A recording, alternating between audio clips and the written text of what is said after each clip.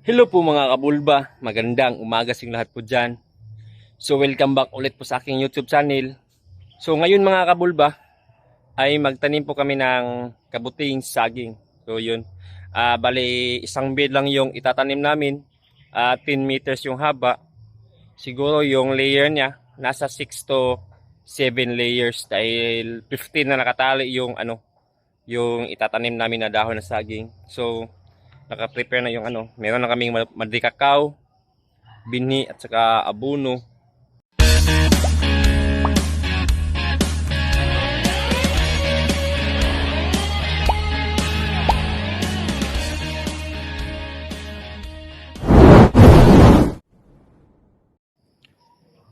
So ito na yung area na pagtaniman namin mga kabulba. So ito yung madikakaw. Ito yung dahon ng saging, Bali 15 na nakatali yung itatanim namin ngayon. Yan 15 na ganyan. So ito yung binhi natin. Yun So maya maya mag-start na po kami. Yan. Tignan nyo yung amag niya. Yun.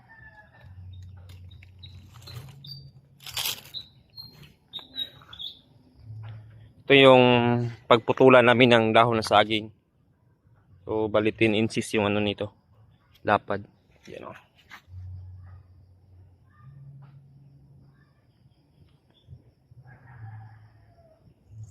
Bodats. Yeah.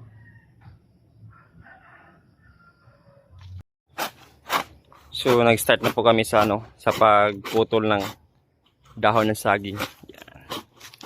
So bali itatapon yung yung pinakaulo ng tangkay dahil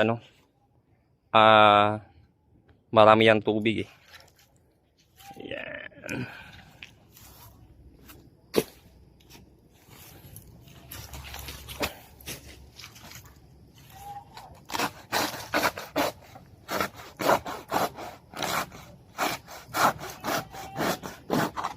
Lagari yung ginamit namin sa pagputol dahil mabilis siya maputol dahil may ngipin.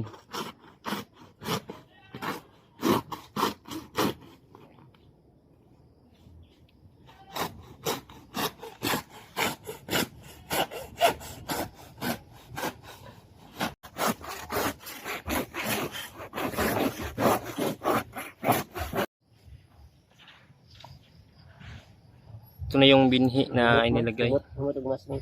Gami kay ning bago din ko bago puno. Humot ba? Ganito lang kaliit yung inilagay namin na binhi. Yan.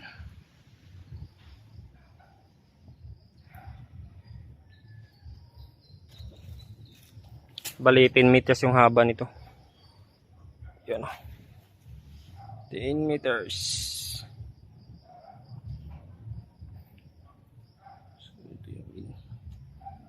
Yan, ito na yung binhi. Ano isda? Media.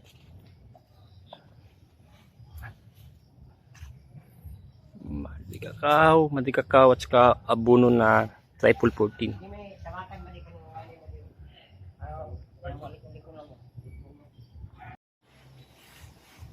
So first layer po ito mga bulba. Yan.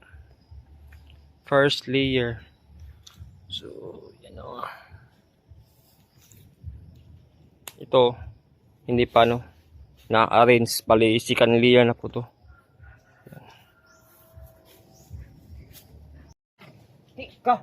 Ay, guru angat parang. So bali third layer na po to. Yan. Ubus gamay, ubus dito no. Ako man damakan diyan, dinay wala man tamaki. So third layer. Gi, tamaki. Ay, layo. So pwede po yan apakan mga kabulba. Wala po yang problema. Yan.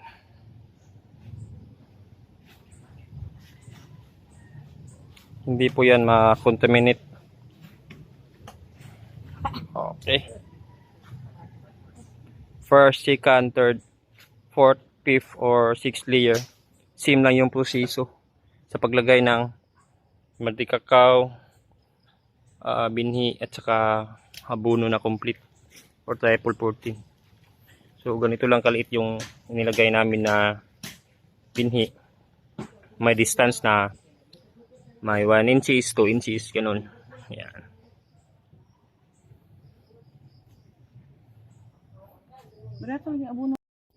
Magandang umaga sa inyong lahat po dyan mga kabulba. Ngayon ay 5 days na yung tanim ko. Papasingawin ko po ito ng 1 hour. So yan po yung protocol namin. Pagdating ng 5 days, mag-change air kami ng 1 hour. Pagdating ng 7 days, mag-change air naman ng 1 hour. At saka 9 days, 15 minutes lang or 20 minutes. So yung pagpapa-change air mga kabulba, nagdepende po yan sa binhi po ninyo. So dahil may binhi na hindi kaya pasingawin ng 1 hour dahil yung amag niya or yung pag may pinheads na ay malulusaw po mga kabulba. So, yung sa amin po 1 hour talaga dahil yun ang gusto ng aking binhi po. Na 1 hour yung pagpapasingaw ko para lalo po siyang dadami yung bunga niya at saka hindi basta-basta hindi po siya malulusaw kahit 1 hour yung pagpapasingaw ko. Dahil yun po ang gusto ng aking binhi po. So tara mga kabulba, samahan niyo ako. Buksan ko po yung bid ng aking tanim.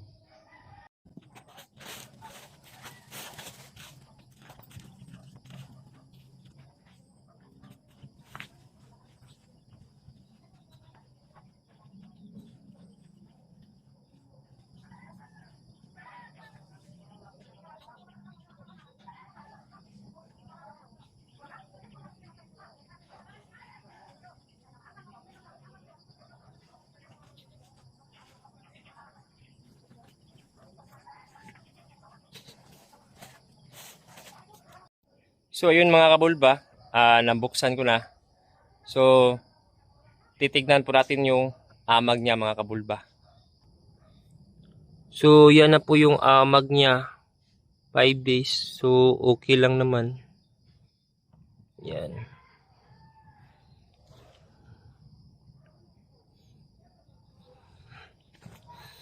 Ang ganda ng amag niya, ang kapal.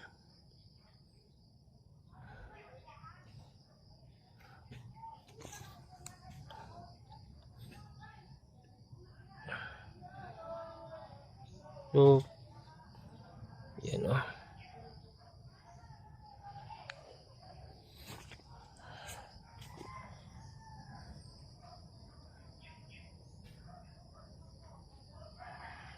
So, dito banda. Sa gitna. Okay. So, same pa rin yung amag niya. Ang ganda.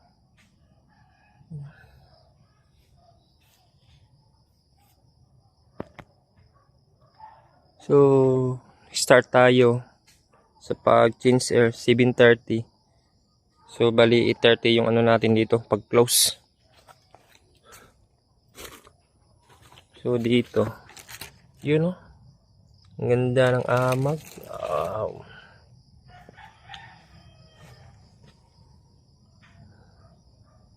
So, kapal. So, same lang yung mga amag niya dun. Ang ganda.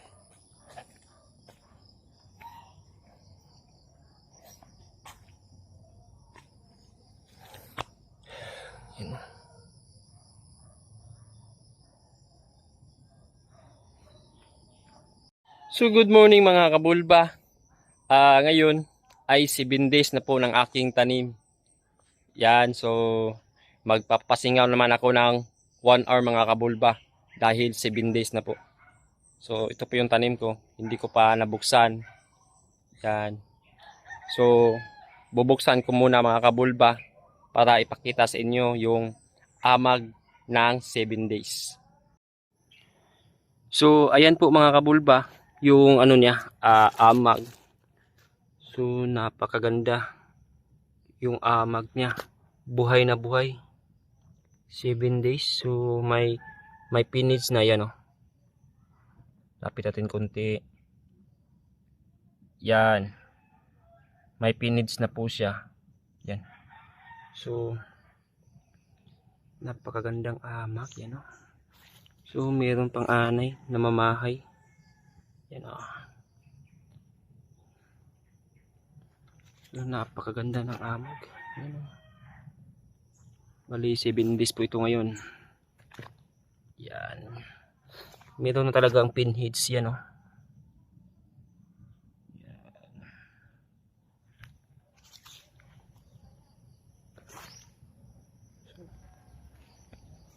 Napansin nyo, merong plastic na puti. So, okay lang po yan. Dahil dati, yan talaga yung ginagamit namin. Ito pala, cover po ito sa foam. So, yan. So, meron pang size sa foam. So, ginamit namin kasi sayang naman pag itapon namin. Cover po ito sa foam.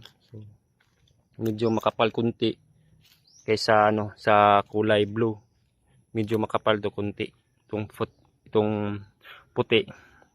Pero okay lang naman 'yan. Ito yung amag niya sa sa cover na puti. Ito yung niya, amag. So meron ng pinheads. Yan, oh. So ito banda, may pinheads na. Baka pagdating ng 9 days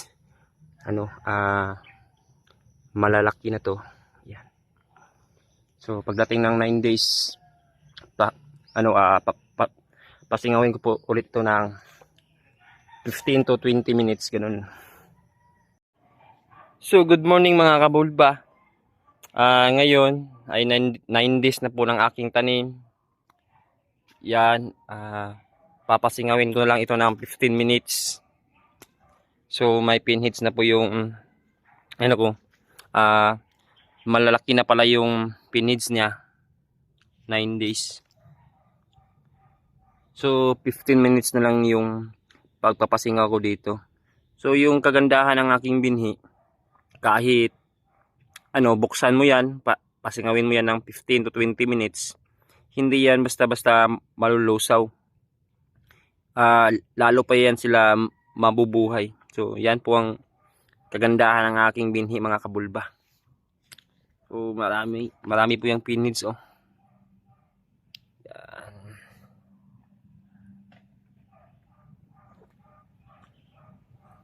So 15 minutes lang yung pagpapasigaw ko dito dahil 9 days na.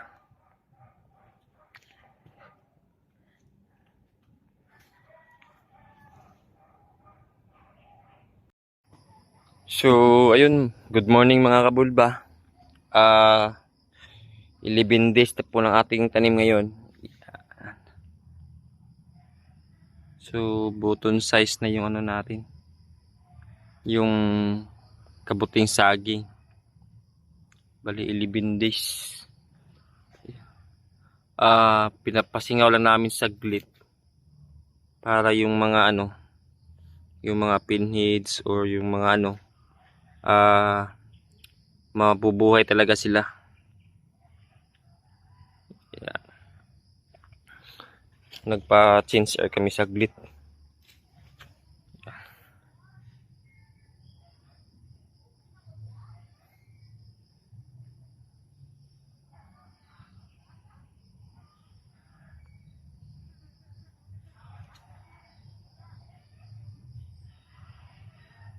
So bali ngayon pala magtatanim kami. Yeah, dyan banda. So 50 na ganito pa rin yung itatanim namin. So yan. Naka-ready na sa cutting bed. Yung 10 po yan. So yun pa ang 40. So yun. Bukas update ko po kayo mga kapulba sa ano, sa first harvest natin na bali 12 days na po. So yun lang po. So magandang hapon mga kabulba. Kanina nakakuha kami ng 8 kilos po. So hindi ko na picturean or na videohan yung ano, bunga niya dahil maaga nag-harvest yung papa ko. 5 AM, so tulog pa ako. So ngayon ay ipapakita ko na lang sa inyo yung ano, yung ma-harvest namin bukas. So ito. So first harvest kanina 8 kilos. So ito yung pangalawang harvest namin bukas. So ito yung bunga niya. Yan. So yung sit up ko pala dito, bali 10 meters yung sit up namin dito. Yan o. 7 packs yung nagamit namin na tig 500 grams. So bali 7 layers po to. Bawat layer 3 to 4 inches yung kapal niya. So yun, estimate na ma-harvest nasa 25 to 32 kilos ganun. Sa 3 araw po yun. So kanina nakakuha kami ng 8 kilos. So bukas nasa 10 to 12 kilos po to. So ito na yung second harvest. Yan. Nasa 12 to 13 kilos ata to ngayon.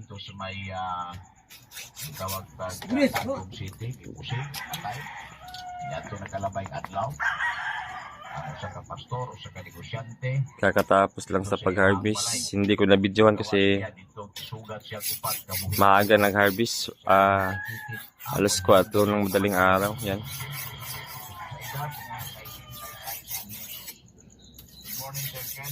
Pero nasa 12 kilos to 13 kilos ata to.